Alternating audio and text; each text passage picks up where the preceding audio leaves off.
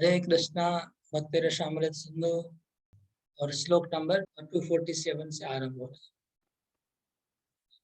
Last line में हमने ये पढ़ा था 246 का जो अंतिम एक उस अध्याय का एक दो लाइन बच गया 11वें अध्याय का। उसमें ये पढ़ा कि भक्ति के जो विज्ञानी हैं उनके मत में कर्म जो होते हैं उसको भक्ति के अंग नहीं माने जाएंगे। कर्म और एक बात है कि हमको एक नया शब्द भी मिला, भक्ति विज्ञानी।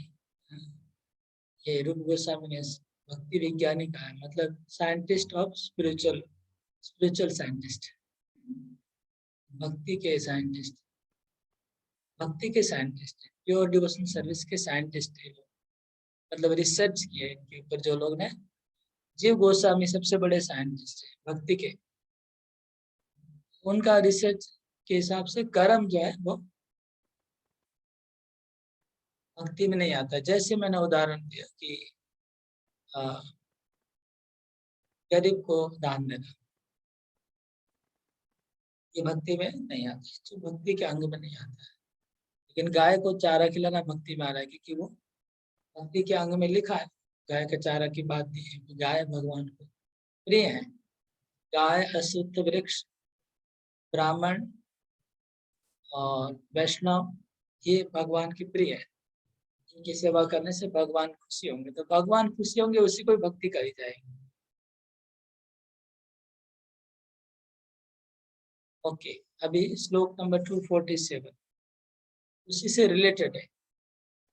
वो जो कर्म की बात कही उसका उसी का बात और एक्सप्लेन किया जा रहा है आगे 247 में। श्लोक को देखिएगा सब लोग। तावत् कर्माणि कुर्वेत न निर्विद्येत यावता मत्कथा श्रवणादो वा श्रद्धायावन्न जायते। ये श्लोक में भगवान उद्धव गीता 11वें स्कंद में भगवान बोल रहे हैं, तावत कर्माणि कुर्वेत, कर्म को तब तक करिएगा, तब तक कर्म करना है। कब तक? न निर्विद्येत, जब तक कर्म से वैराग्य नहीं होगा तब तक। जब तक कर्मों के प्रति आसक्ति कटेगी नहीं तब तक कर्म करना है। तो कर्म का करने का अधिकार है, कर्म के प्रति आसक्ति। अगर कर्म के प्रति आसक्ति कट गई तो कर्म करने का अधिकार भी खत्म हो गया। एकदम स्पष्ट लिखा है, मत कथा श्रवण आदो वा श्रद्धायावन न जायते। और मेरी कथा श्रवण करने में जब तक श्रद्धा नहीं होगी तब तक कर्म करेंगे। तो यहाँ पर थोड़ा सा टेक्निकल है, थोड़ा ध्यान से सुनिए, दिमाग लगाइए, नहीं तो नहीं समझ में आएगा। टेक्निकल यह है कि बोले कि जब तक कर्म के प्रति अनासक्ति नहीं होती है, वैराग्य नहीं होता है, तब तक कर्म करना है। इसका अर्थ ये हुआ कि जब तक आप लोग को सबको योग की सीढ़ी याद है, सीढ़ी के नीचे कर्म योग है, उसके बाद ज्ञान योग है, उसके बाद भक्ति योग है। ऊपर में जो लाइन लिखा है कि निर्विद्येत, निर्विद्येत मतलब ज्ञान, अनासक्ति। अनासक्ति कर्मों में जब तक नहीं होगी तब तक कर्म करना है। तो अनासक्ति का मतलब हो गया ज्ञान। इसका मतलब जब तक ज्ञान योग पे अधिकार नहीं आता है तब तक कर्म करना है। अगर ज्ञान योग का अधिकार आ गया तो कर्म को छोड़ देना है। ये एक बात क्लियर है, पहली बात यहाँ क्लियर हो गई। ज्ञान योग का जब तक अधिकार नहीं आ रहा है, जैसे जड़ भरत है, सुखदेव गोस्वामी, ऋषभ देव, इनको आसक्ति नहीं है कर्म के प्रति, इसलिए कर्म भी नहीं करे, कर्म नहीं करे कोई भी लोग, कर्म के प्रति कोई आसक्ति नहीं है। दूसरा है, अगर कोई मत कथा श्रवण, भगवान की कथा श्रवण करने में अगर किसी को श्रद्धा उत्पन्न हो गई तो उसको फिर कर्म नहीं करना है। तो कथा श्रवण करने का मतलब क्या होगा? भक्ति योग। तो अगर भक्ति योग का अधिकार मिल गया तो उसको भी कर्म करने की जरूरत नहीं है। ज्ञान योग का अधिकार मिल गया तो भी कर्म करने की जरूरत नहीं है। तो ये श्लोक रूप गोस्वामी किस कॉन्टेक्स्ट में यहाँ पर कोट कर रहे हैं। कॉन्टेक्स्ट क्या है? कॉन्टेक्स्ट यह है कि कर्म भक्ति के अंग नहीं है। कर्म भक्ति के अंग नहीं है। अगर भक्ति के अंग होते तो भगवान छोड़ने को नहीं बोलते। यहाँ बोले कि तब तक कर्म करना है, मतलब उसके बाद नहीं करना है। अनासक्ति हो जाने के बाद नहीं करना है। भगवान की कथा में श्रवण के प्रति श्रद्धा हो जाने के बाद नहीं करना है। या और एक बात भी ध्यान देने योग्य है कि भक्ति योग में तो बहुत सारी चीजें हैं, 64 प्रकार की चीजें हमने श्रवण की। उसमें से भगवान ने यहाँ पर एक अंग की बात की है। कौन सी? मत कथा श्रवण। मेरी कथा श्रवण करने में वो भी श्रद्धा। जब तक श्रद्धा, मतलब भक्ति के जो 9 स्टेज है, श्रद्धा, साधु संग, भजन क्रिया, अनत्रमते, निष्ठा, रुचि, आसक्ति, भाव, प्रेम, जो 9 स्टेज है उसका पहला स्टेज है श्रद्धा। तो पहले स्टेज में ही भगवान ने कर्म को उड़ा दिया, तो ऊपर जाने के बाद नहीं। श्रद्धा तो बिगिनिंग है, तो बिगिनिंग में ही कर्म को उड़ा देने को बोल रहे हैं भगवान। ये एक ध्यान देने योग्य बात है। श्रद्धा में ही उड़ा दे रहे हैं। और दूसरा एक ध्यान देने योग्य बात है कि भक्ति के तो बहुत सारे अंग हैं, लेकिन भगवान ने श्रवण कहा, और श्रवण के साथ आदो का, आदो मतलब बिगिनिंग। तो इससे भी ये भी साबित होता है कि भगवान की भक्ति श्रवण से शुरू होती है। भक्ति का आरंभ होता है श्रवण से, भगवान की कथा श्रवण से। तो भगवान की कथा श्रवण करना श्रद्धा के साथ, ये भक्ति का आरंभ है, शुद्ध भक्ति का आरंभ है। इसका मतलब अगर हम भगवान की कथा श्रवण करने में हमको श्रद्धा उत्पन्न हो जाए, बस फिर कथा श्रवण करते रहिए, उससे सब कुछ हो जाएगा। आप you can give up everything, सब कुछ छोड़ सकते हैं आप, भगवान बोल रहे हैं। लेकिन आपको एक चीज करता रहना चाहिए, वो है कथा श्रवण करते रहेंगे। अगर वो कथा श्रवण करते रहता है तो कर्म को त्याग कर सकता है, ज्ञान को भी त्याग कर सकता है, और कथा श्रवण करते करते बाकी एक्टिविटी चालू हो जाएगी। श्रवण करने से कीर्तन चालू हो जाएगा, फिर स्मरण भी चालू हो जाएगा, फिर अर्चन भी, सब बाकी सब ऑटोमेटिक चालू हो जाएगा। तो बहुत इंपॉर्टेंट है, भगवान की कथा श्रवण करने में अगर हम डूब जाते हैं तो हम लोग बाकी सब कुछ त्याग कर सकते हैं। ये बात इस श्लोक में आई थी। अभी कर्म को रिजेक्ट किया गया, अभी ज्ञान और वैराग्य, इस दोनों के बारे में चर्चा हो रही है आगे, कि क्या ज्ञान और वैराग्य भक्ति के अंग है कि नहीं, ये सवाल है। ज्ञान और वैराग्य भक्ति के अंग है कि नहीं? ओके, आप लोग बताइए, कोई हाथ उठाइए। ज्ञान और वैराग्य भक्ति के अंग है कि नहीं, बताइए। कौन बताएंगे? अर्चना माता जी अनम्यूट करके बोलिए।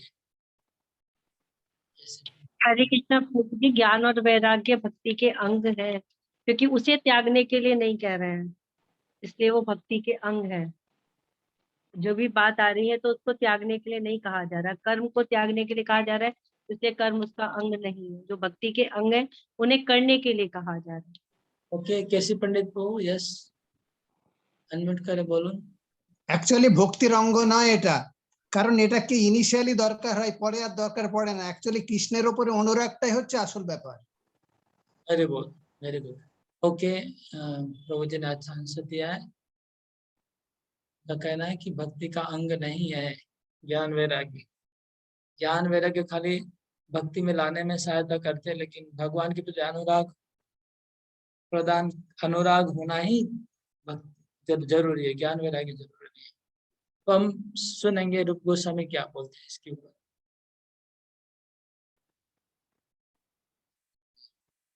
तो मैं फिर से श्लोक शेयर कर रहा हूँ।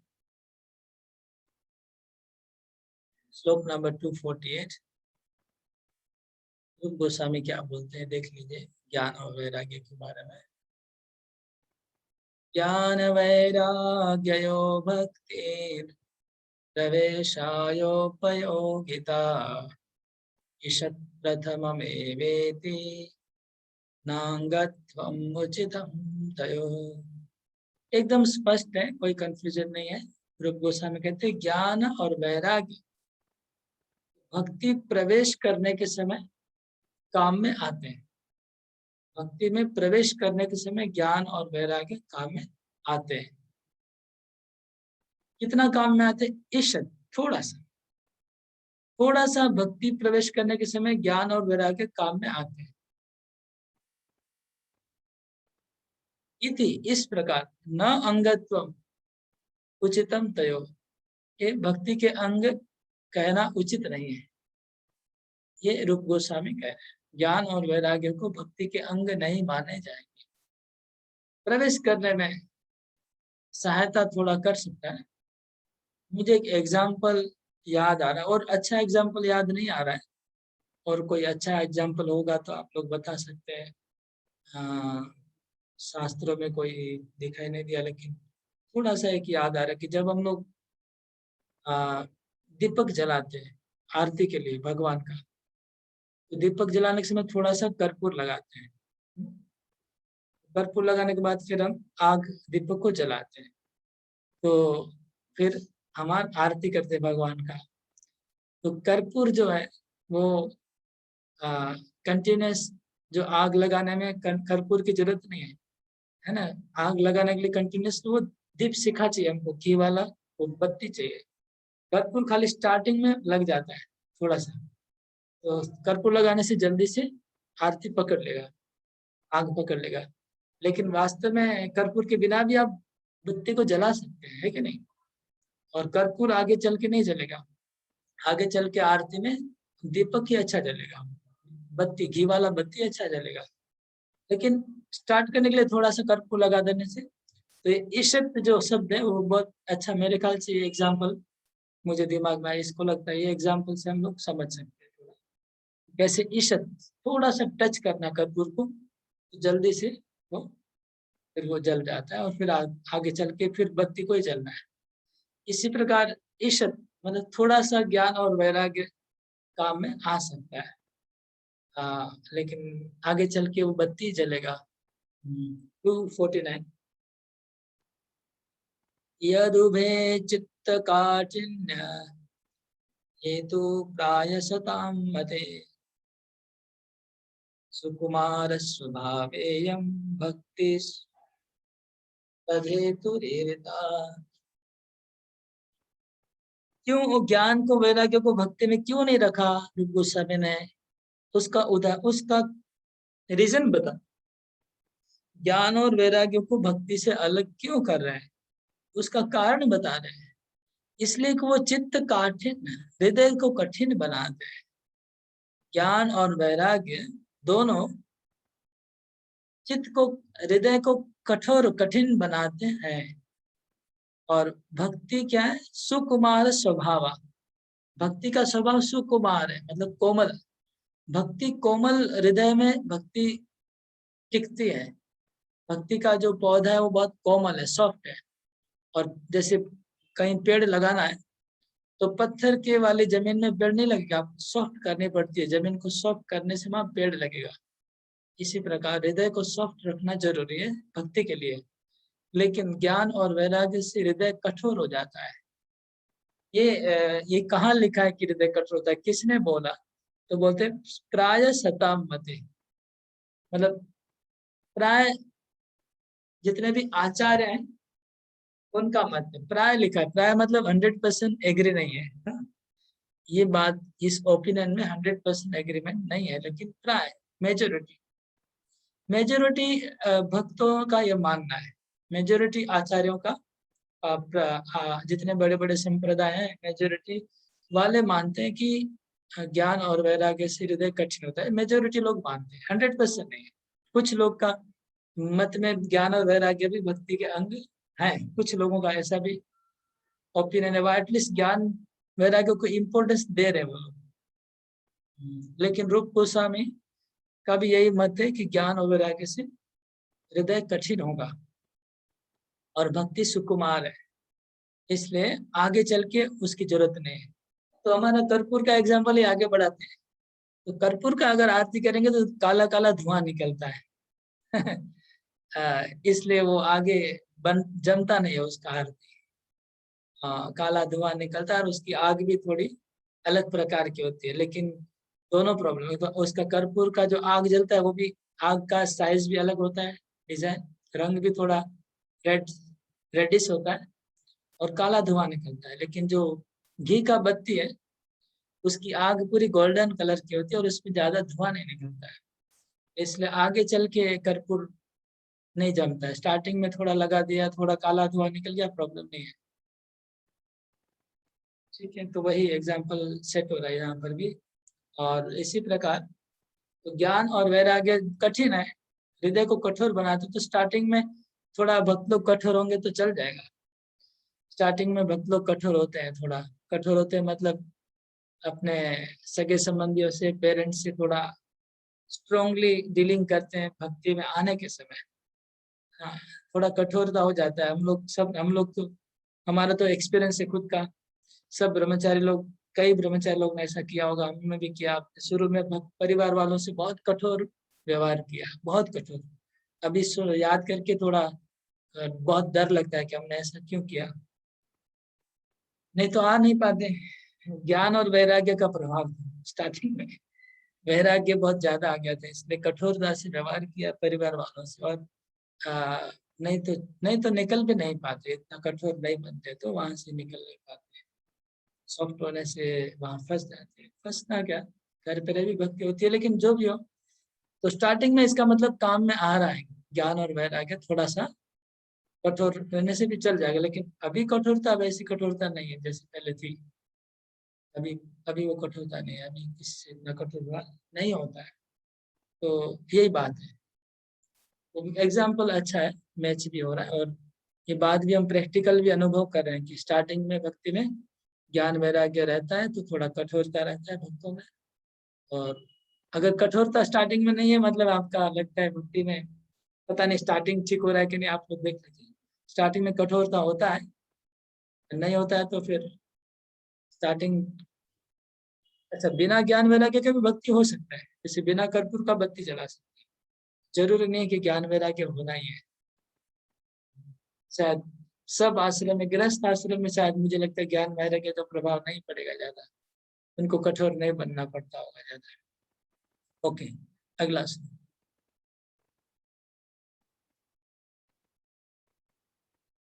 तस्मान् मद्भक्ति युक्तस्य योगिनो वे मदात्मनः न ज्ञानं न च वैराग्यं प्रायश्रेयो भवेदिह। तस्माद् मद्भक्तियुक्तस्य योगिनो वे मदात्मनः न ज्ञानं न च वैराग्यं प्रायश्रेयो भवेदिह। स्वयं भगवान बोल रहे हैं, कृष्ण बोल रहे हैं, तस्माद मद भक्ति युक्त से, जो मेरी भक्ति में जुड़ा हुआ है। योगिनो मतलब मेरी भक्ति में जो कॉन्स्टेंटली जुड़ा हुआ है। मदात्म नजरा का, जिसका मन और बुद्धि मुझ में लग गया है पूरा। गीता में जैसे कृष्ण कहते हैं, मन मना भो मद भक्तो मये वो मना आदर्श मई बुद्धि में निवेश है। जिसका आत्मा, आत्मा मतलब यहाँ पर मन और बुद्धि, जिनका मन और बुद्धि बहुत पूर्ण रूप से भगवान में लग गया है, उस भक्त को ज्ञान और वैराग्य उसका कोई बेनिफिट नहीं होगा। श्रेय, श्रेय मतलब ज्ञान और वैराग्य के द्वारा उसको कोई लाभ नहीं होगा। और इसमें भगवान ने भी प्राय शब्द यूज किया है। प्राय 100% नहीं बता रहे भगवान ने। भगवान तो प्राय मतलब मोस्टली, मोस्टली ज्ञान और वैराग्य लगेंगे नहीं जो लोग, जिनका चित्त, जिनका अंतरात्मा मेरे से जुड़ा हुआ है। इसका मतलब रेयर रेयर, जैसे हम लोग वो अपना वो होता है ना असेसमेंट करते हैं, असेसमेंट में होता है रेयरली के बाद रेयरली और लास्ट में होता है ऑलमोस्ट और ऑल टाइम। तो जब जब भी आप ऑलमोस्ट कहेंगे तो फिर वहां रेयर कुछ बच रहा है, कुछ बच रहा है। तो रेयरली मतलब ज्ञान वैराग्य भी किसी किसी को लाभ करता भी है, लाभ होता भी है ज्ञान वैराग्य से, लेकिन रेयर केस में, मोस्टली जरूरत नहीं है। वो रेयर केस क्या है वो तो यहाँ पर डिस्कस नहीं हुआ है, और यहाँ मुझे पता नहीं, कमेंट्री में तो अभी है नहीं सामने, कमेंट्री के मैं पढ़ के बताऊंगा। तो शायद मुझे लगता है षट संदर्भ में वो मिलेगा, भक्ति संदर्भ जो है उसमें मिलेगा कि वो रेयर केस क्या है जहाँ पर ज्ञान और वैराग्य भी कुछ लाभ करता होगा। भक्ति का अंग होने की बात तो नहीं बोल रहे, लेकिन भगवान बोले कि कुछ लाभ करेगा वो थोड़ा सा। ओके, आगे बढ़ते हैं। वो मेरे ख्याल से वो केस होगा वो सुखदेव गोस्वामी का, जिनको ज्ञान भक्ति में थोड़ा हेल्प किया, ऐसा मैं मुझे लग रहा है, अभी अंदाज कर रहा हूँ। किंतु ज्ञान विरक्त्यादि साध्यम भक्त्येव सिद्ध्यते, यत्कर्मभि यत्तपसा ज्ञान वैराग्यतश्च यत् योगेन दाम धर्मेण श्रेयोभिरितरे त्वपि सर्वं मद्भक्ति योगेन मद्भक्तो लभतेऽञ्जसा स्वर्गापवर्गं मद्धाम कथंचित् यदि वाञ्छति। 251 श्लोक का मीनिंग कि ज्ञान और वैराग्य का जो जो साध्य है, ज्ञान वैराग्य से जो फल की प्राप्ति होती है वो फल भक्ति के द्वारा भी प्राप्त होता है। ये उसका अर्थ। ज्ञान और वैराग्य से जो जो अचीवमेंट होता है वो भक्ति से भी मिल सकता है। ज्ञान वैराग्य का अचीवमेंट क्या है? ज्ञान वैराग्य का अचीवमेंट है मोक्ष। तो मोक्ष जो है वो भक्ति से भी मिल सकता है, ये बात लिखिए। तो अभी इस श्लोक में 252 में कह रहे हैं भगवान स्वयं कि यत कर्म भी, कर्म के द्वारा जो फल की प्राप्ति होती है मतलब स्वर्ग, यत तपसा, तपस्या से जो फल मिलता है मतलब वो तपलोक, ज्ञान वैराग्य, तो यत ज्ञान और वैराग्य से जो फल मिलता है मतलब ब्रह्मलोक या फिर उसके ऊपर ब्रह्म ज्योति, योगेन, योग के द्वारा जो फल मिलता है, यहाँ पर योग मतलब अष्टांग योग, अष्ट सिद्धि, दान धर्मेण, दान करने से जो फल मिलता है वह धर्म करने से जो फल मिलता है, या श्रेयो भी इतरे, और दूसरे जितने भी पुण्य कर्म है उससे जितने भी फल मिलते हैं वो सब, सर्वम कृष्ण पद सर्वम, वो सब फल मद भक्ति योगे ना, मेरी भक्ति करने से, मद भक्त तो लभते, मेरे भक्त को मिल जाएगा, अंजसा बहुत सरलता से, कर्म के द्वारा, तपस्या के द्वारा, ज्ञान के द्वारा, वैराग्य के द्वारा, योग के द्वारा, दान के द्वारा, धर्म के द्वारा और बाकी सब पुण्य कर्मों के द्वारा जो जो जो जो फल मिलते हैं वो सब फल मेरे भक्त को मेरी भक्ति करने के द्वारा सरलता से मिल जाते हैं। ये श्लोक का अर्थ है। तो मतलब एक व्यक्ति को स्वर्ग जाने में कर्म करके स्वर्ग, कर्म करके जो स्वर्ग में जाएगा उसमें जितना कठिनाई होता है उसके बहुत कम मेहनत करने से, मेहनत करनी नहीं पड़ेगी। जो भगवान का भक्त भगवान की भक्ति कर रहा है उसको भगवान ऐसे ही फ्री में उसको स्वर्ग दे देंगे। लेकिन कर्म करने वालों को बहुत मेहनत करनी स्वर्ग में जाने में, जो भक्ति नहीं कर रहे हैं उनको अगर स्वर्ग में जाना है तो मेहनत करनी पड़ेगी बहुत। इसी प्रकार मोक्ष ब्रह्म ज्योति में, अगर ब्रह्म ज्योति का साक्षात्कार ज्ञानी लोग करते तो बहुत कृच्छ्र साधन करना पड़ता है, क्लेशो अधिक तरस्तेषा, भगवान ने खुद का बहुत क्लेश होता है। लेकिन भगवान का जो शुद्ध भक्त है, जो भगवान की भक्ति कर रहा है, भगवान उसको ऐसे ही, अगर भगवान तो कब मिलेगा भक्तों को? भगवान बोलते हैं, अगला लाइन पढ़िए, स्वर्गापवर्ग मद्धामम कथम चित यदि वांछति। स्वर्ग मतलब स्वर्गलोक, अपवर्ग मतलब मोक्ष, मध्यधाम मतलब वैकुंठ की 4 मुक्तियां, सालोक्य, शास्त्रीय, सारोक्य, सामीप्य, 4 मुक्ति, कुछ भी भक्त को मिल सकता है, लेकिन क्या कंडीशन है, यदि वांछति, अगर भक्त इच्छा करेगा, कथमचित, अगर कभी मेरा भक्त इसमें से कोई भी इच्छा करेगा तो उसको बहुत आराम से मिल जाएगा। यही चीज हम लोग की क्लास में उधर भी चल रहा है, जो मैं क्लास कर रहा हूँ विषय संदर्भ का वृंदावन से, यही सब्जेक्ट उधर भी चल रहा है। भगवान को इंसिडेंस हो गया, यही श्लोक कभी कल ही चर्चा कर रहे थे, कल परसों। तो इसको थोड़ा समझना है, ये थोड़ा फिलोसॉफिकल है, थोड़ा ध्यान से समझिए कि जो भगवान हम लोग, आप लोग प्रश्न होगा तो करिएगा, चुप मत रहिएगा, क्योंकि फिर बाद में करेंगे, शायद अभी कर सकते हैं। जो इसमें एक बात आ रही है कि जो भगवान का शुद्ध भक्त है, जो गोलोक धाम जाने वाला है, वो तो शुद्ध भक्त, उसके मन में तो कोई इच्छा नहीं होगी स्वर्ग की, मोक्ष की, इवन 4 मुक्ति की इच्छा नहीं होगी। ये तो हम लोग पहले डिस्कस कर चुके हैं।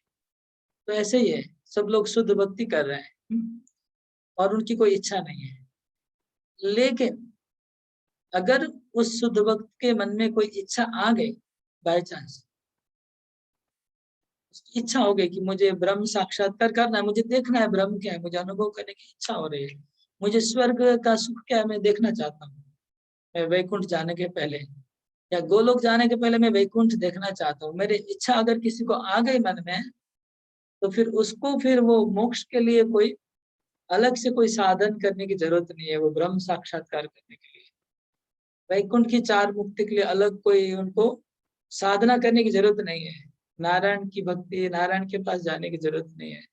कृष्ण बोलते जो मेरा भक्त है, जो मेरी भक्ति कर रहा है, उसको मैं ये सब फ्री में कॉम्प्लीमेंट्री दे दूंगा, ये सब कॉम्प्लीमेंट्री मिल जाएगा फ्री में, अगर इच्छा है तभी। लेकिन ये याद रखिए, यदि वांछति लिखा है, अगर इच्छा नहीं है तो भगवान इस चक्कर में किसी को नहीं डालेंगे, सीधा सीधा अपने धाम ले जाएंगे। जैसे हम कल डिस्कस कर रहे थे हम लोग कि भगवान बोलते मुक्ति मुक्ति भक्ति न मुक्ति कदा कदा कदाचन, न तो मुक्ति कदाचन, भक्ति मया देया न तो मुक्ति कदाचन, मैं मुक्ति कभी नहीं दूंगा, भक्ति ही दूंगा। तो भगवान अपने भक्त को भक्ति ही देंगे, मुक्ति नहीं देंगे।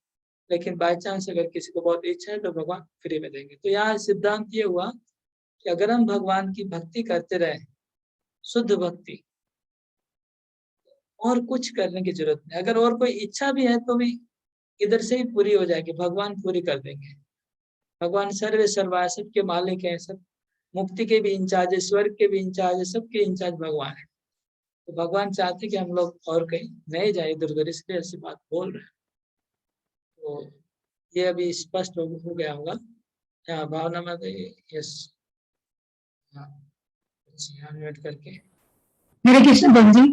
प्रभु जी, यहाँ पे थोड़ा सा डाउट आ रहा है कि जैसे आपने डेफिनेशन बताया था शुद्ध भक्ति का कि अन्य अभिलाषिता शून्य, तो जब सारी अभिलाषा शून्य हो जाती है तो शुद्ध भक्ति स्टार्ट होती है, तो उसके बाद जब शुद्ध भक्ति कर रहे हैं तो ये अभिलाषा कैसे आ सकती है? मतलब ओके, वेरी गुड क्वेश्चन।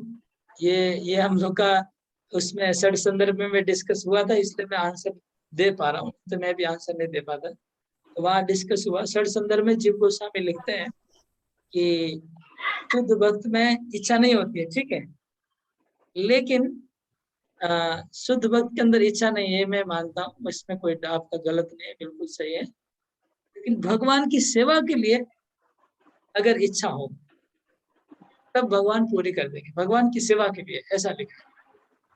हाँ, कि भगवान की सेवा के लिए उसके मन में इच्छा हो कि मुझे वैकुंठ में कुछ जाना है, कुछ सेवा है, कुछ काम है, भगवान की सेवा, और स्वर्ग में कुछ भगवान की सेवा के लिए, या फिर मोक्ष में कुछ भगवान से रिलेटेड कुछ है, तब वो इच्छा करेगा।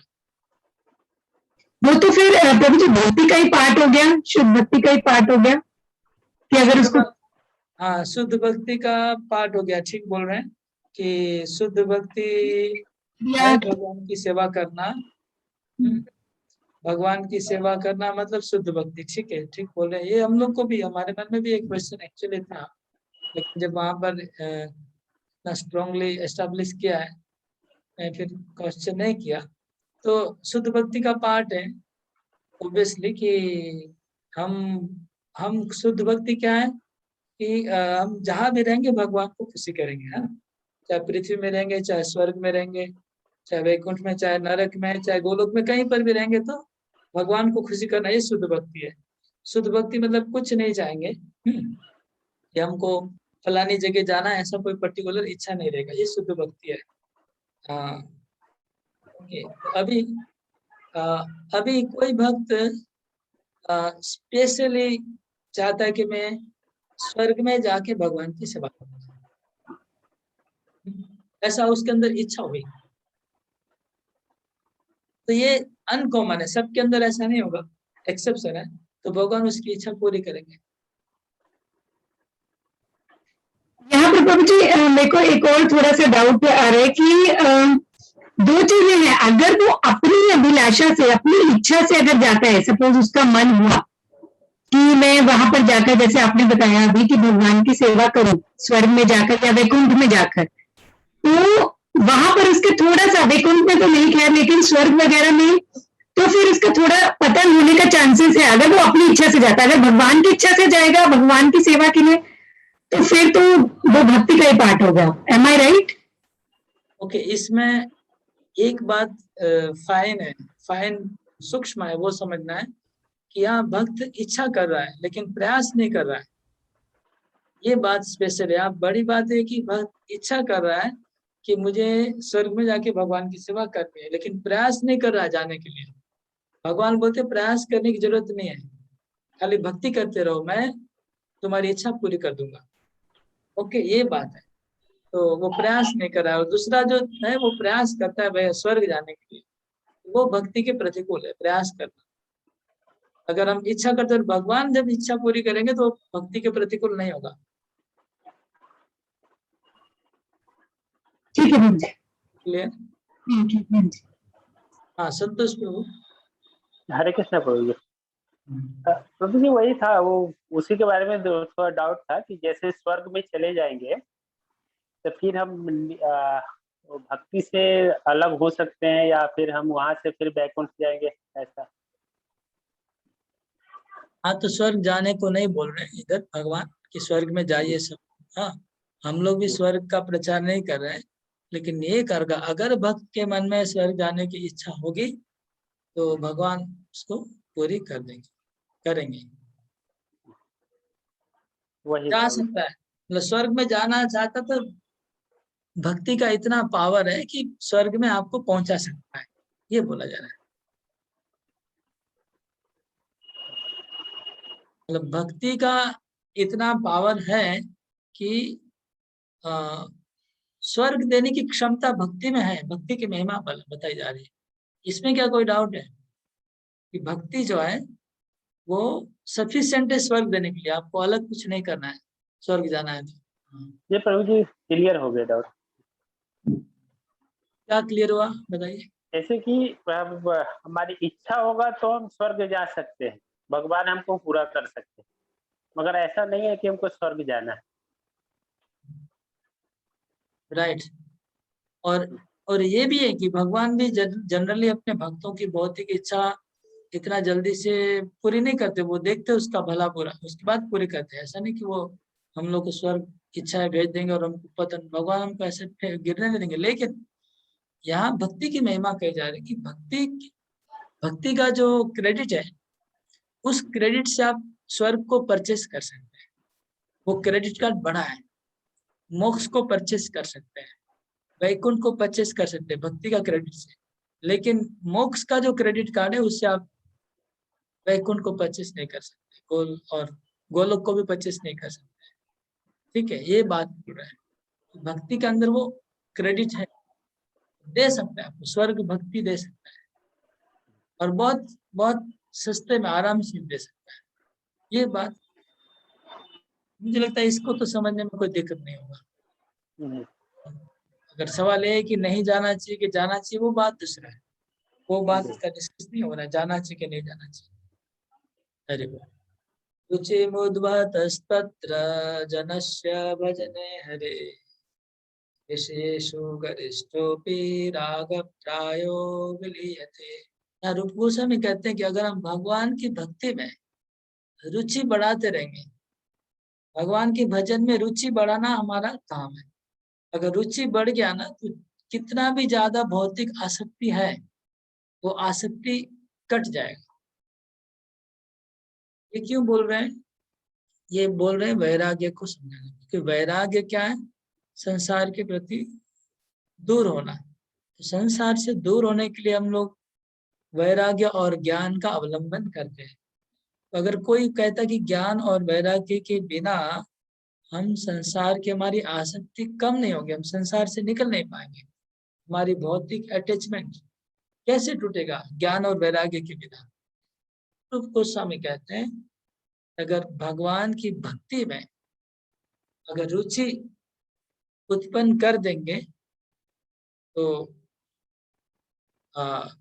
विश्व भौतिक जगत में बहुत आसक्ति होगी, वो भी कट जाएगी। लेकिन ये फिर से प्राय लिखा है, प्राय सब जब भी आएगा तो सावधान हो जाना चाहिए। प्राय सब जहां भी लिखा होगा वहां पर थोड़ा केयरफुल होना चाहिए। प्राय का मतलब हमेशा 100 ऑलमोस्ट नहीं होता, थोड़ा बच जाता है। और हम लोग जनरली ट्रांसलेशन में कह देते हैं पूरा हो गया, खत्म, आसक्ति खत्म हो गया। तो यहाँ प्राय इसलिए लिखा है कि रुचि स्तर पे प्राय नहीं होगा, 100% नहीं होगा। रुचि से फिर आगे बढ़ेंगे तो 100% होगा। प्रेम भाव और प्रेम के बाद पूरा जाएगा, इसलिए प्राय शब्द आया।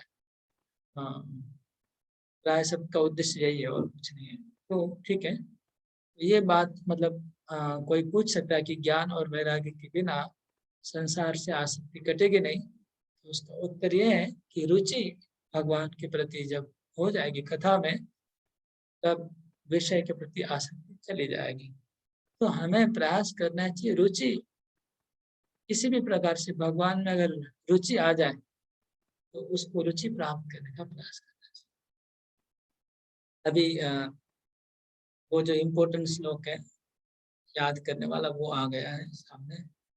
अनासक्तस्य विषयान् यथारमुपयुञ्जत निर्बन्ध कृष्ण संबंधे युक्त वैराग्यमुच्यते।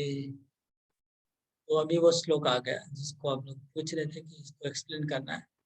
अनासक्तस्य विषयान् यथारमुपयुञ्जत निर्बन्ध कृष्ण संबंधे युक्त वैराग्यमुच्यते। तो रूप गोस्वामी कहते हैं कि वैराग्य की जरूरत नहीं है, वैराग्य और ज्ञान की जरूरत नहीं है। तो फिर विषयों से निकलेंगे कैसे? उसका उत्तर में ये श्लोक आया। विषयों से हम बाहर कैसे निकलेंगे, इसका उत्तर देने के लिए ये श्लोक रूप गोस्वामी कंपोज कर रहे हैं कि ज्ञान वैराग्य के बिना विषयों से बाहर कैसे निकला जाएगा। आप बोल रहे कि ज्ञान वैराग्य की जरूरत नहीं है। ज्ञान वैराग्य के बिना, एक्चुअली ज्ञान मतलब मैं आत्मा हूँ, मैं शरीर नहीं हूँ, ये पता चलने से हम लोग शरीर के राग को छोड़ देते हैं। तो वैराग्य का उत्पन्न हो जाता है कि मैं शरीर में आचिन्मय आत्मा हूँ और शरीर मेरे से अलग है, तो शरीर की भोगों की मुझे आवश्यकता नहीं है। मैं तो आत्मा हूँ, मैं सच्चिद आनंदमय हूँ, तो मैं भौतिक जड़ भोगों को क्यों भोगूंगा। ये ज्ञान उत्पन्न होने से वैराग्य आ जाता है। तो ऐसा ज्ञान और वैराग्य टिकता नहीं है, टूट जाता है। तो और मतलब मैं थोड़ा ब्रीफ संक्षेप बताया, लेकिन बहुत कठिन व्रत सब कुछ आता है उसमें जो का पालन करना होता है। तो रूप गोस्वामी बोलते नहीं, भक्ति के द्वारा भी हो जाएगा। तो कैसे होगा भक्ति के द्वारा? अनासक्त विषय, विषयों के प्रति अनासक्त रहेंगे, अटैचमेंट नहीं होगा। यथारम उपयुज्यता, यथा मतलब जितना, अरहम मतलब उचित, जितना उचित उतना, उपयुज्यता उसको यूज करेंगे, लगाएंगे, उपयोग करेंगे। निर्बंध कृष्ण संबंध, कृष्ण के संबंध में बंधे रहेंगे। ऑल टाइम, कोई भी चीज को कृष्ण से जोड़ देंगे। ऐसा युक्त वैराग्यम उच्यते, एक युक्त वैराग्य कहा जाता है। तो युक्त वैराग्य, ये श्लोक को याद करना है सबको, और इसके बाद वाला श्लोक को भी याद करना है, 255 एंड 256 दोनों श्लोकों को याद करना है। अनासक्तस्य विषयान् यथारभ्युञ्जत निर्बंध कृष्ण संबंधे युक्त वैराग्यम उच्यते। तो हमें वैराग्य नहीं चाहिए, हमें युक्त वैराग्य, मतलब रूप गोस्वामी ने एक नया टर्मिनोलॉजी क्रिएट किया, युक्त वैराग्य। इसको मैंने ऑलरेडी कल एक्सप्लेन किया था, वो आज कोइंसिडेंटली आज आ गया श्लोक, कल नहीं पूछने से भी आज आ जाता। हाँ, प्रापंचिकतया बुद्ध्या हरि संबंधी वस्तुना मुमुक्षुभिः परित्यागो वैराग्यं फल्गु कथ्यते। प्रापंचिकतया बुद्ध्या हरि संबंधी वस्तुना मुमुक्षुभिः परित्यागो वैराग्यं फल्गु कथ्यते। तो ये युक्त वैराग्य बताया, और फल्गु वैराग्य, जो गलत वैराग्य क्या है वो रूप गोस्वामी बता रहे हैं। तो एक एक्सट्रीम गलत हो गया, वो एक वैराग्य है, और एक वैराग्य जो भक्त लोग युक्त वैराग्य, और एक स्टैंडर्ड वैराग्य भी एक है जो चलता रहता है, वो भी एक स्टैंडर्ड है, उसको टच नहीं कर रहे हैं यहाँ पर। जो एक्सट्रीम जो गलत वैराग्य उसकी बात हो रही है, वो क्या है? प्रापंचिकतया बुद्ध्या हरि संबंधी वस्तु। इस श्लोक को समझ लीजिए ताकि याद रखने में सुविधा हो। हरि संबंधी वस्तु, कोई वस्तु है, कोई ऑब्जेक्ट है, कोई वस्तु, कोई चीज है, वो हरि संबंधी है, हरि के संबंध में वो वस्तु है, हरि की वस्तु है वो।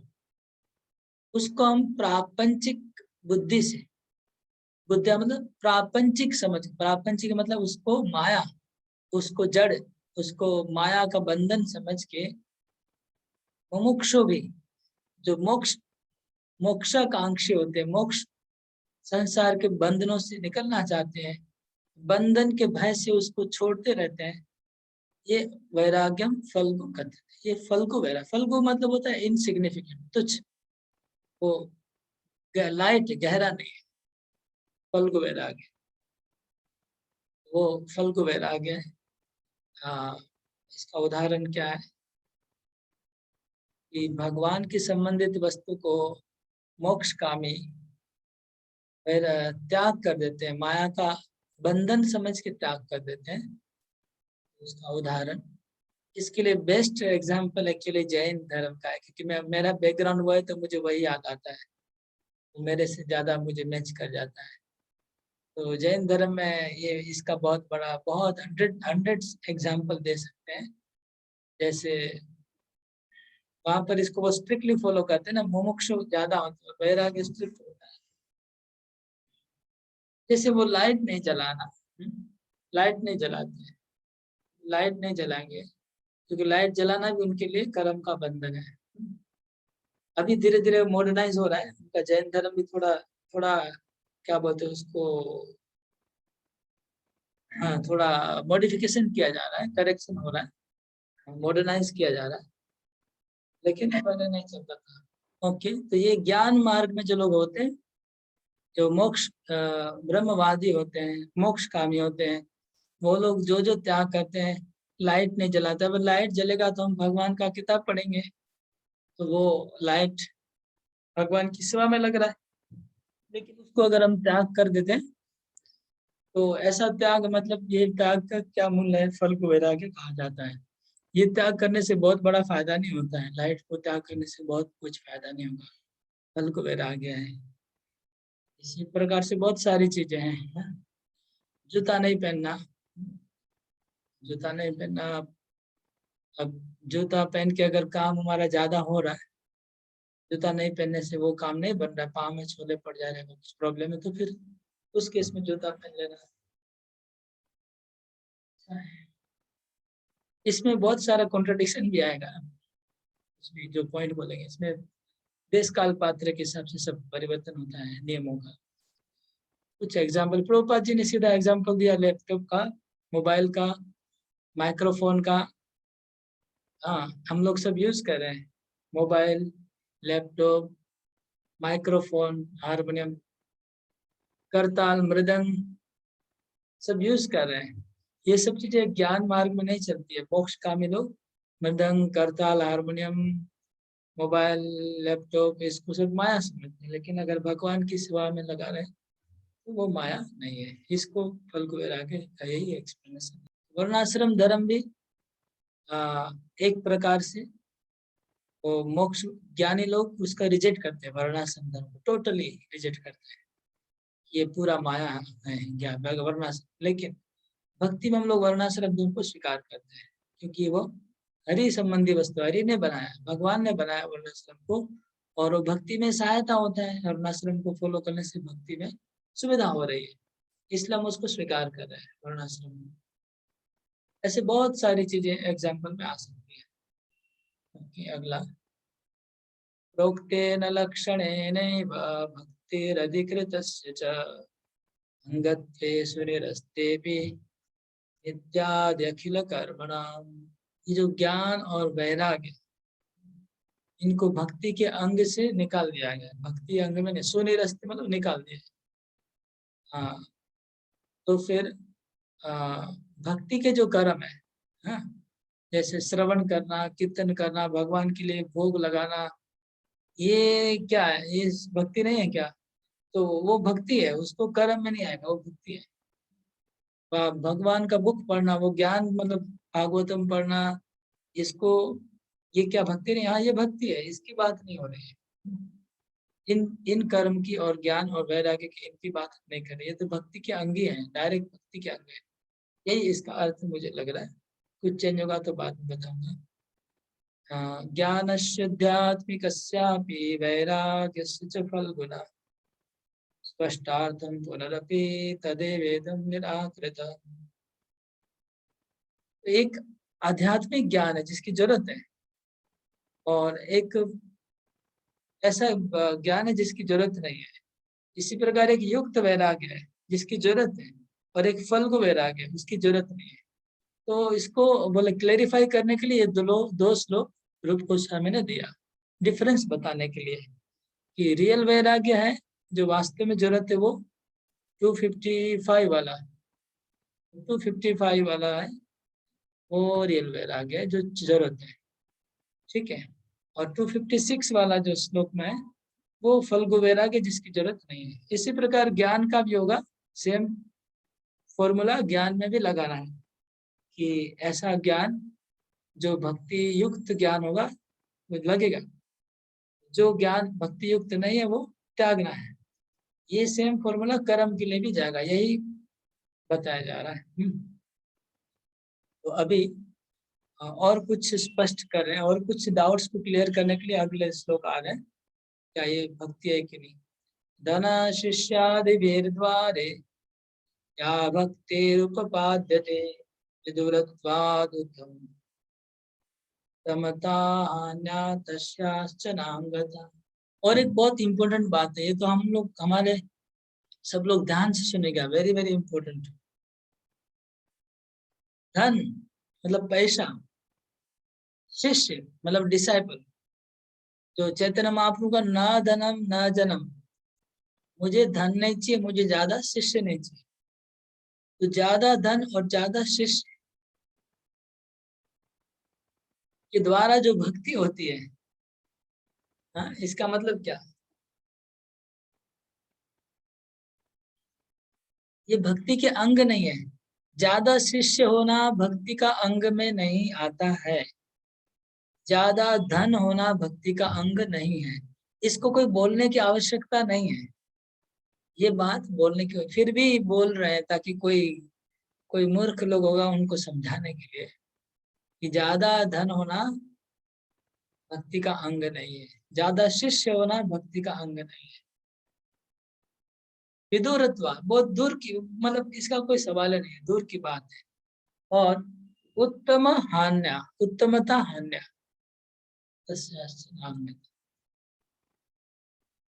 ये बहुत तुच्छ बात है। तो इसका अर्थ क्या हो, इसको क्या समझना चाहिए? इससे ये समझना है, इसे ये समझना है कि कोई बड़ा भक्त है, ज्यादा शिष्य है मतलब बड़ा भक्त है, ऐसा कैलकुलेशन अगर करते हैं तो इस टोटली रॉन्ग कैलकुलेशन।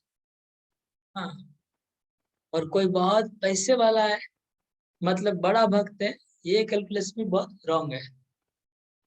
अगर बोलेंगे किसी का एक भी शिष्य नहीं है इसलिए बड़ा भक्त है, तो वो भी गलत है, वो कैलकुलेशन नहीं होना चाहिए। और कोई बहुत गरीब है इसलिए बड़ा भक्त है, नहीं, वो भी नहीं। तो धन और शिष्य का कैलकुलेशन होना नहीं चाहिए, उससे कोई भक्ति की हानि भी नहीं है, भक्ति की वृद्धि व हानि इससे कैलकुलेशन नहीं है, इससे कोई कनेक्शन नहीं है। लेकिन ऐसी गलतफहमी रहती है भक्तों के अंदर, ऐसा नहीं कि नहीं है, भक्तों के अंदर ऐसी गलतफहमी रहती है। कभी कभी ऐसे दिमाग में कहीं कोई ऐसी बातें चल जाती है, ज्यादा शिष्य होना चाहिए, गलत बात है। एक महाराज थे, तत्पर महाराज, मायापुर में, अभी चले गए, शायद कोरोना में या कोरोना के पहले 1-2 साल पहले चले गए।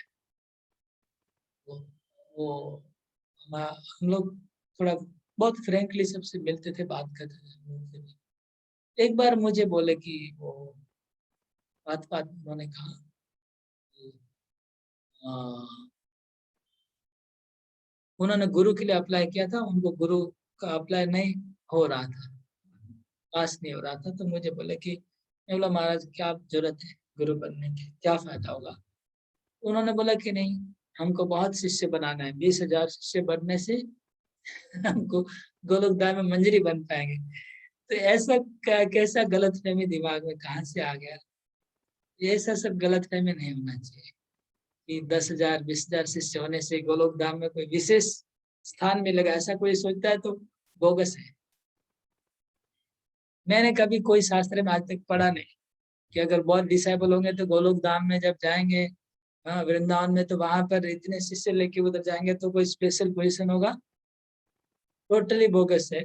मैंने कहीं नहीं पढ़ा आज तक किसी शास्त्र में। कोई भक्त बोलता तो हम उसका हम नहीं मानेंगे, शास्त्र में लिखा होगा तभी मानेंगे।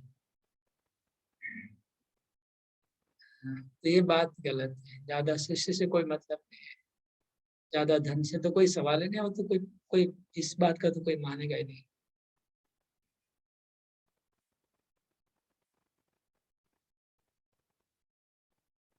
अगला, विशेषणत्वमेवेषां संश्रयन्त्याधिकारिणाम् एकादिन्यतो मेषाम् अपेनांगत्वमुच्यते। भक्ति क्या है कि क्या नहीं है, कितना फिल्टर करते जा रहे हैं रूप गोस्वामी, क्योंकि भक्ति रसामृत सिंधु समझ लीजिए अभी भी आरंभ नहीं हुआ, वो भी खाली एक्सप्लेनेशन हो रहा है कि भक्ति क्या है, भक्ति क्या है, जो क्या नहीं है इसको बता रहे हैं अच्छे से, ताकि कोई गलतफहमी भक्ति के बारे में, मतलब भक्ति के बारे में कोई ज्ञान व विज्ञान है तो इसी बुक में है। भक्ति क्या एग्जैक्टली अगर कोई जानना है तो दुनिया में इससे बेटर कहीं एक्सप्लेनेशन नहीं मिलेगा कि भक्ति क्या है, भक्ति क्या नहीं है। और एक है भक्ति संदर्भ में जीव गोस्वामी का एक ग्रंथ है, वहां पर भी मिलेगा। तो बोलते हैं कि ये जो विवेक आदि जो गुण है, अमानित्वम, अदम्भित्वम, अहिंसा, क्षांति, आर्जवम, जो हम लोग गीता, ये गुण भी आपका भक्ति के अंग नहीं है, इनको भी रिजेक्ट किया जा रहा है। अमानित्वम तो नहीं बोले, विवेक आदि बोले, विवेक आदि गुण, इसमें अमानित्वम गौण ही बताया, मुख्य गुण है कृष्ण का शरण, तो भक्ति के अंग में नहीं आता है। कृष्णोन्मुखम स्वयं यान्ति यमा शौचादयस्तथा इत्येषां च न युक्ता स्यात् भक्त्यांगान्तरपातिता। तो सम दम तप शौच क्षांतिर आर्जवम एवं च, ये जो 9 गुण आता है हम लोग गिनते ब्राह्मण के, ये भी भक्ति के अंग नहीं है। तो जो गुड क्वालिटीज होते हैं, अच्छे गुण भक्ति में नहीं आएंगे। हाँ, अच्छे गुण से भक्ति प्राप्त हो सकती है, लेकिन भक्ति के अंग नहीं है। जैसे ज्ञान वैराग्य से भक्ति में पहुंच सकता है कोई, लेकिन ज्ञान वैराग्य इटसेल्फ भक्ति नहीं है। इसी प्रकार जैसे कोई बहुत बहुत लोग होते हैं ना, बहुत अच्छा आदमी है, बहुत भद्र है, सज्जन है, तो सज्जन वजन कुछ इसमें नहीं चलेगा भक्ति में। हाँ, भक्ति में भक्ति ही करनी पड़ेगी। कितना भी बड़ा सज्जन है, अगर भक्ति नहीं करता है तो वो बेकार है। ठीक है, ये शास्त्र का सिद्धांत है।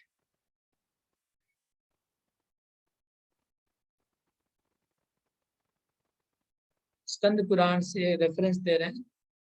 एतेन यद्भुता व्याध तवा हिंसादयो गुणा हरि भक्तो प्रवृत्ताये न तेषु परतापिनः।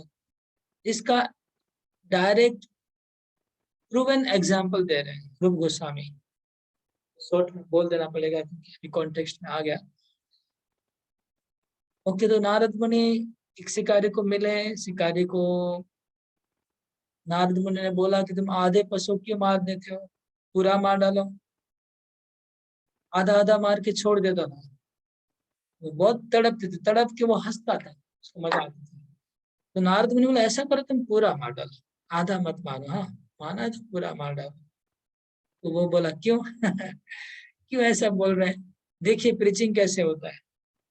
आप ऐसा प्रीचिंग करेंगे, किसी को कोई आधा आधा मार रहा है, आप उसको कुछ नहीं बोलेंगे, हरि नाम जप करने का नहीं बोलेंगे, पाप की बात नहीं बोल रहे हैं, नरक की बात, केवल इतना ही बोल रहे हैं कि पूरा मार डालो, बस यही प्रीचिंग। देखिए प्रीचिंग का स्टाइल। तो बोले क्यों भाई पूरा मारने क्यों बोल रहे हैं? बोले तुम अगर आधा मारोगे, तुम अगर पूरा मारोगे, तुमको जितना नरक में जाओगे, आधा मारोगे उससे डबल नरक तुमको भोगना पड़ेगा। बोले क्या नरक वरक क्या बता रहे हैं? मारने से नरक? हाँ नरक होगा। नरक क्या होता है? तो नरक को एक्सप्लेन किया, नरक ऐसा होता है, ऐसा होता है, ऐसा होता है, तुमको वहां कष्ट होगा। बोले क्यों? बोले क्यों? बोले क्यों? मैं तो मेरे पिताजी ने सिखाया इसलिए मैं कर रहा हूँ, मेरे माता परंपरा से चला रहा है। मतलब परंपरा कुछ नहीं चलेगी, तुमको नरक में भोगना पड़ेगा। फिर वो नारद मुनि की बात सुन के वो छोड़ दिया। फिर मुझे खाना कैसे मिलेगा? बोले खाना हम तुमको भेज देंगे, तुम अपना भक्ति करो। नारद मुनि को दीक्षा दिया। वो तुलसी महारानी के सामने बैठ गया, हरिनाम जप करने लग गया। और जब पूरे गांव वालों को पता चल गया कि ये शिकारी भक्त बन गया, तो गांव वाले आके डेली भोजन सप्लाई करने लगे। और उनके वहाँ डेली फेस्टिवल होने लगा। इतना भोजन आता था कि खा नहीं पाता था, तो गांव वालों को खिला देता था, फेस्ट करता था डेली। तो इतना बड़ा भक्त हो गया, बड़ा प्रचारक हो गया नारद मुनि की कृपा से। फिर कुछ दिनों के बाद नारद मुनि और भरत मुनि को साथ में लेके आए। नारद मुनि अपने मित्र को साथ में लेके उनसे बोला हम लोग चलिए थोड़ा विजिट करने जाते हैं, हमारा एक भक्त डिसाइपल है यहाँ रहता है, उसको देख के आते। तो नारद मुनि और भरत दोनों आते हैं उसके पास। और वो तो बहुत आनंद में था, उसका तो जीवन पूरा बदल गया, सुखी हो गया। डेली फीस्ट हो रहा है उनके घर पे, कोई कोई काम नहीं करता है। फिर भी वो नारद मुनि को वेलकम करने जाता तो बीच में चींटी आती, तो उन्होंने अपने उत्तरी से चींटी को हटाने लगा और हटा के फिर नारद मुनि को स्वागत करने के लिए गया। तब पर्वत मुनि ये श्लोक कहते हैं कि वाह, ये नारद मुनि देखिए, आपकी कृपा से ये शिकारी जो आधा पशु को मार के खुशी होता था, जो शिकारी, वो भी चींटी को नहीं मार पा रहा है, पाँव नहीं रख पा रहा है चींटी के ऊपर। इसको ये ट्रेनिंग किसने दिया कि चींटी को नहीं मारना चाहिए? या ये स्टोरी, इतना बड़ा स्टोरी बोलने का उद्देश्य यह है कि भक्ति करने से अहिंसा रूपी जो गुण है वो अपने आप हृदय से प्रकट होता है। इसका मतलब अहिंसा धर्म को पालन करना भक्ति नहीं है, लेकिन भक्ति करने से अहिंसा आएगा अंदर से, ये बोलना चाह रहे हैं। इसलिए लिखा है तब अहिंसा गुणा अंतर्षुधिर भयसुधिस्तप शांत्यादयस्तथा अमी गुणा प्रबद्धन्ते हरि सेवा भी कामना। उसी कॉन्टेक्स्ट में आगे बताया जा रहा है कि कोई हरि भक्ति अगर करता है, हरि भक्ति करने से अंतर शुद्धि बहिर्शुद्धि सब शुद्धि, शांत, तपस्या, दया सब अपने आप हो जाएगा, सब गुण अपने आप आ जाएंगे। तो अगर हम कॉन्स्टेंटली हरे कृष्ण महामंत्र का जप करेंगे निरंतर, और कुछ नहीं करेंगे तो हरे कृष्ण का जप करने से जो चाहिए सब आ जाएगा, क्योंकि हम इतना कुछ कर नहीं पाएंगे जितना शास्त्र में, इतना ज्ञान, इतना वैराग्य, इतना कर्म, इतना दान सब हमसे होगा नहीं। सा भक्तिरेक मुख्यांग श्रितनेकांगी अथवा सुवासना संसारेण निष्ठा सिद्धिकृत भवेत्। वो जो भक्ति की बात है 64 अंग की हम लोग डिस्कस किए, रूप गोस्वामी कहते हैं कि कोई एक अंग को भी भक्ति करने से चलेगा, हाँ, जैसे कि कोई श्रवण करेगा तो भी हो जाएगा, या 2 अंग भी कर सकते हैं, श्रवण कीर्तन, व 3 भी कर सकते हैं, व 4 भी कर सकते हैं, व पूरा 9 भी कर सकते हैं, जिसको जैसा सुविधा कर सकते हैं। और अब कैसे इसको कैसे डिसाइड करेंगे हमको कौन? स्ववासना अनुसारण, स्ववासना, आपकी जैसी वासना अंदर में, आपको अगर श्रवण करने की ज्यादा वासना है तो श्रवण भक्ति ज्यादा करिए, बाकी भक्ति थोड़ा थोड़ा करिए। तो आपको यदि कीर्तन भक्ति अच्छी लगी तो कीर्तन भक्ति ज्यादा करिए, अर्चन ज्यादा करिए, जो भक्ति आपको ज्यादा अच्छी लगती है वो भक्ति करिए अपनी वासना के अनुसार, उससे सिद्धि प्राप्त हो जाएगी। अभी रूप गोस्वामी नवधा भक्ति में एक एक भक्ति करने से किसको किसको सिद्धि प्राप्त हुई उसका लिस्ट बता रहे हैं। श्री विष्णु श्रवणे परीक्षित अभवत वैयासकी कीर्तने प्रहलाद स्मरणे तदंग्रि भजने लक्ष्मी पृथु पूजने अक्रूरस्त्वभिवन्दने कपिपतिर्दास्येत् सख्येऽर्जुना सर्वस्वात्मनिवेदने बलिरभूत् कृष्णाप्तिरेव परः। रूप गोस्वामी ये श्लोक कोट कर रहे हैं। हम सोच रहे थे रूप गोस्वामी ने श्लोक कंपोज किया, लेकिन आज ऐसा लग रहा है कि उन्होंने कोट किया, रेफरेंस दिया हुआ है ग्रंथांतरे। ओके, तो श्रवण भक्ति में सफलता मिली परीक्षित महाराज को, कीर्तन भक्ति में वैयासकी, व्यासदेव का पुत्र सुखदेव गोस्वामी, स्मरण भक्ति में प्रहलाद महाराज, तदंग्रि भजन है भगवान के चरण कमल की सेवा करने में लक्ष्मी देवी, भगवान की पूजन करने में पृथु महाराज, भगवान की स्तुति करने में अक्रूर, दास में कपिपति, कपिपति मतलब हनुमान, सख्य में अर्जुन, आत्मनिवेदन में बलि महाराज, बलि महाराज ने आत्मनिवेदन किया। इस प्रकार एक एक भक्ति करने से इन 9 जनों को सिद्धि प्राप्त हुई, एक एक भक्ति करने से। और बलि महाराज ने 9 भक्ति भी किया, 9 भक्ति बलि महाराज ने आत्मनिवेदन किया केवल। तो यहाँ पर 9 प्रकार की भक्ति करने का उदाहरण है अम्बरीश महाराज, जो अगले श्लोकों में बताया गया है। अम्बरीश महाराज, इस श्लोक बहुत सुंदर है, इसको याद कर सकते हैं, अच्छे श्लोक, इसे मेमोरी में नहीं दे रहा, लेकिन पर्सनली आप अपने लिए इसको याद कर सकते हैं। सवे मना कृष्ण पदारविंदयो वचांसि वैकुंठ गुणानुवर्णने करो हरे मंदिरमार्जनादिषु श्रुतिं चकाराच्युत कथोदये